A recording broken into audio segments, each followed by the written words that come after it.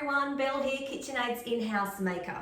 This week in our Flavours of the World journey, we're travelling to Italy. We're going to be doing a zucchini and ricotta cannelloni.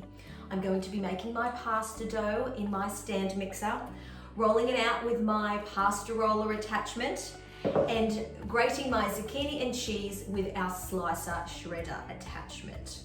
So please come on this journey to Italy with me and enjoy the flavours.